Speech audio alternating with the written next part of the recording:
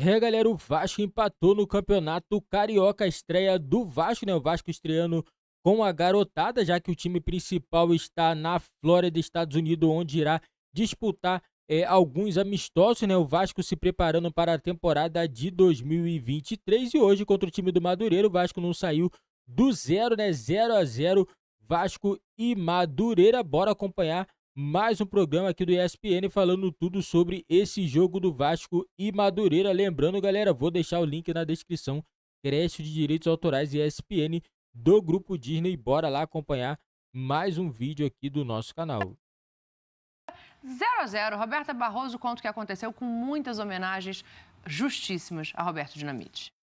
Fã de esporte na estreia do Vasco no Campeonato Carioca, aqui em São Januário, contra o Madureira, nada de gols. O Vasco entrou em campo com uma equipe cheia de reservas e também com muitos garotos no comando auxiliar técnico permanente Emílio Faro, já que o time principal, com Maurício Barbieri, está nos Estados Unidos, continua a pré-temporada por lá. Por aqui, as duas equipes demonstraram bastante empenho, apesar do forte calor na tarde deste sábado no Rio de Janeiro. O Vasco teve as melhores oportunidades. Aos 9 minutos, Juninho arriscou de fora da área, acertou a trave. Depois, aos 22, o goleiro House demonstrou muita frieza na pequena área, driblou o jogador do Madureira e, na sequência, o Vasco teve uma boa jogada. O Paixão tentou de voleio, mandou para fora. Zé Santos também desperdiçou outras oportunidades nessa primeira etapa. No segundo tempo também,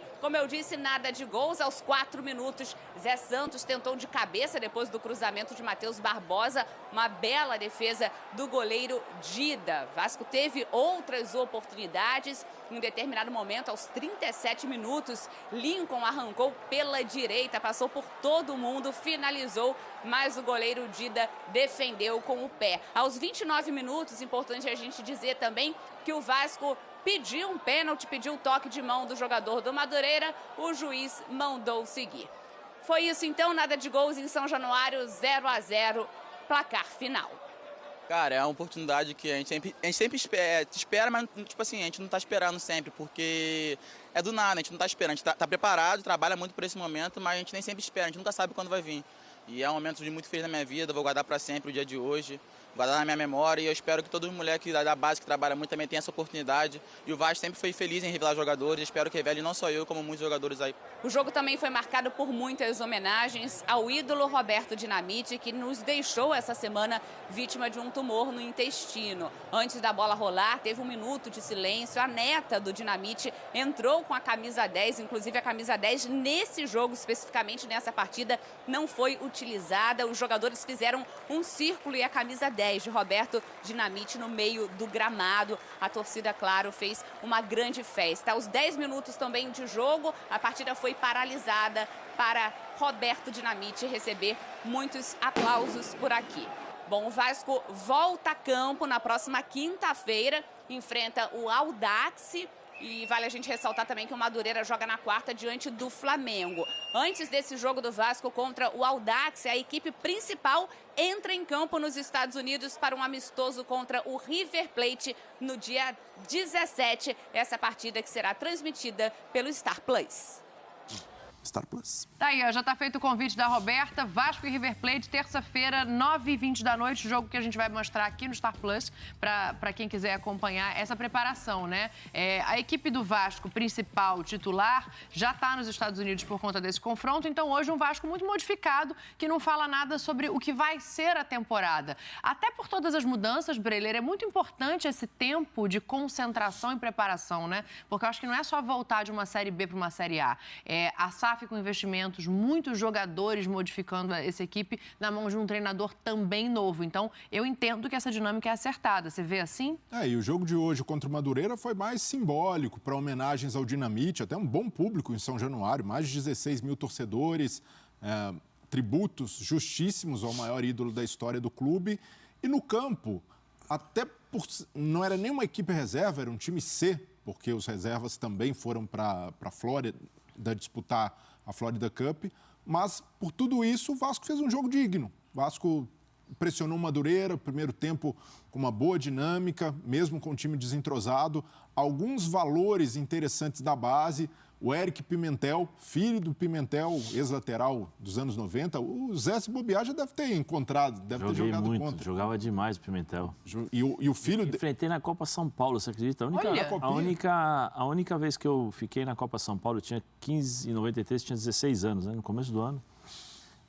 Eu fiquei no banco contra o Vasco. O Vasco que era de Ian, Jean, Jardel...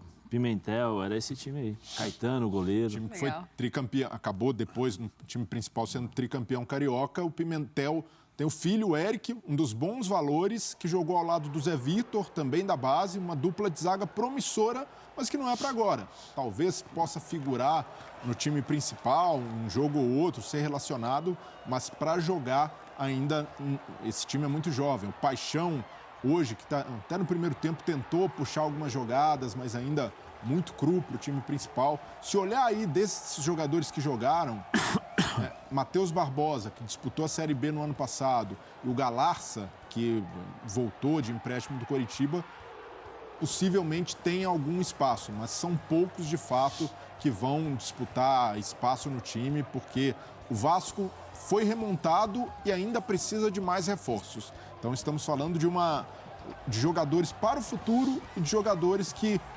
vão brigar por algum espaço. O Juninho mesmo, que no ano passado também começou como titular, mas caiu muito de produção, hoje também voltou a demonstrar dificuldade física, né? Dificuldade de manutenção de um ritmo que para um volante é fundamental. Então alguns jogadores deixaram de aproveitar essa brecha. O Eric, por exemplo, que tem contrato se encerrando em 3 meses, atacante, participou pouco, quando participou errou muito. O Zé Santos lá na frente, um centroavante que até teve essa oportunidade, grande defesa do goleiro Dida do Madureira, mas não dá para tirar muito pouco desse jogo pelo contexto, por ser um Vasco que tem expectativas e ambições maiores para a temporada. E do lado do time que foi para a Flórida, que foi para disputar lá em Miami, é um time novo que o Barbieri hoje nem participou, o Emílio Faro, que foi o auxiliar, chegou a ser técnico do time em alguns momentos na Série B, foi o comandante hoje, mas o Barbieri vai ter o desafio de armar uma nova equipe, dar cancha para esse time, mas num contexto diferente de disputando uma Florida Cup, disputando um torneio amistoso, saindo um pouco desse início de Carioca, que aí é um início de campeonato. Até o Madureira também não está no seu ritmo principal, um time muito frágil. Acho que o Vasco se testa em outro cenário e também longe do torcedor antes de fazer uma apresentação de fato. Acredito que ajuda a dosar um pouco essa expectativa.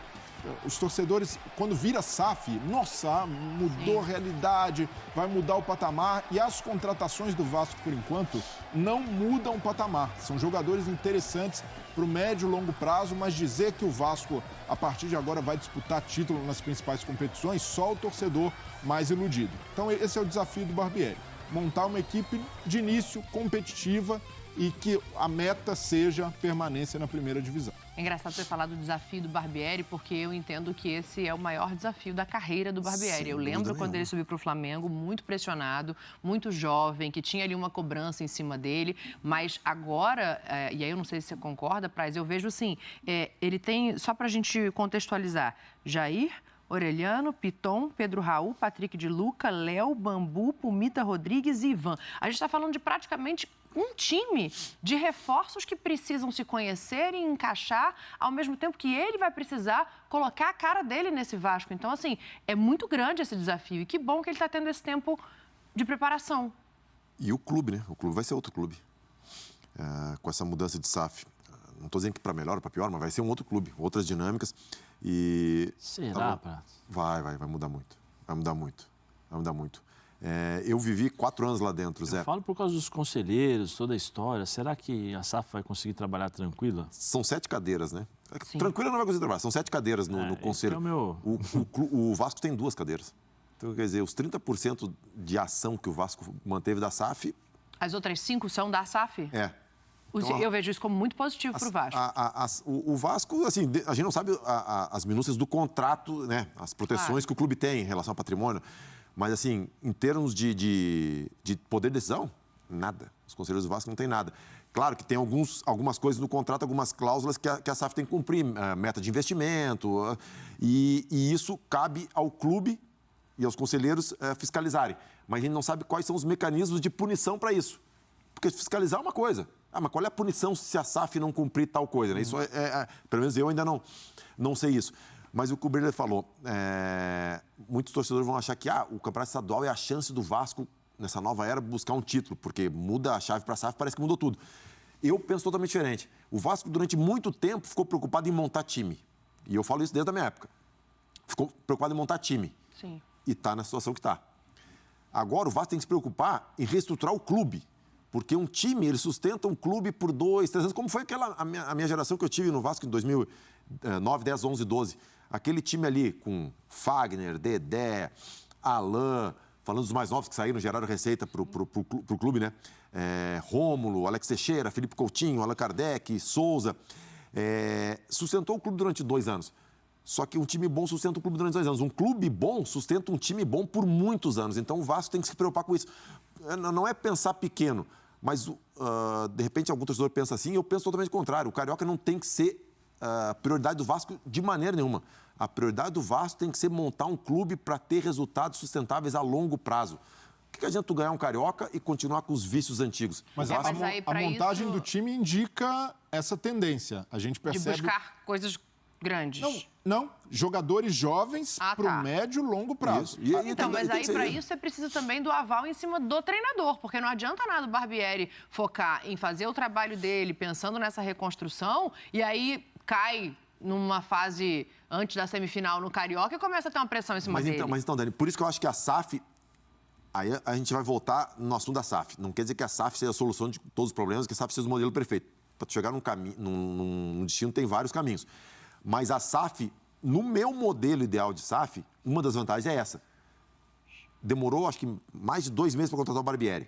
Então, tu contratou, tu teve tempo, tu estudou, tu tem convicção para aquilo. E como hoje quem tem a caneta é a 777, conselheiro não vai mandar treinador embora, a torcida pode chiar, mas os caras vão manter porque não precisam de voto, não precisam agradar conselheiro, não precisam fazer política para conseguir voto para se reeleger. Sim. Eles podem, na convicção deles, manter. Se eles acharem que o Barbieri é o melhor treinador, mesmo perdendo, tem que ficar, eles conseguem deixar isso. Porque eles têm a caneta, eles têm 70 transações, eles têm 5 cadeiras no conselho. Mas assim, Praz. 30 segundos para a gente recomeçar, hein? Tá bom. Será que eles vão conseguir trabalhar com tranquilidade se não vier o resultado? Porque o futebol é resultado aqui. Isso, esse é o ponto. Porque com tranquilidade não, Zé, mas eles não precisam fazer acordo com ninguém.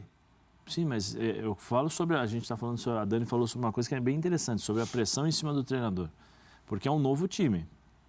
É uma nova estrutura, uma nova forma de jogar. Quando a gente fala SAF, e aí eu me coloco na situação do torcedor do Vasco, há quanto tempo o Vasco não luta por um título grande? Desde 2011. 11, 12. Há quanto tempo o torcedor do Vasco fala assim... Desde 16 não é campeão carioca. Esse ano aqui, vamos lutar para não cair. É que eu falo. E aí quando você fala SAF, automaticamente as pessoas falam, SAF, beleza, o time vai ficar milionário, nós só vamos ser gênios, craques dentro do campo e tal. E não é assim, nós estamos vendo que todas as SAFs... E começou de uma forma errada, porque o cara da 777, quando veio para o Brasil, ele falou, a última vez nós enfrentamos o Flamengo em desvantagem financeira. Só que eu não sei se ele tinha conhecimento que o faturamento do Flamengo era de 1 bilhão. O orçamento do futebol é de 800 milhões. Não avisaram ele. Então, a gente vai falar mais desse Vasco. É complicado, mas assim, tem que se mudar.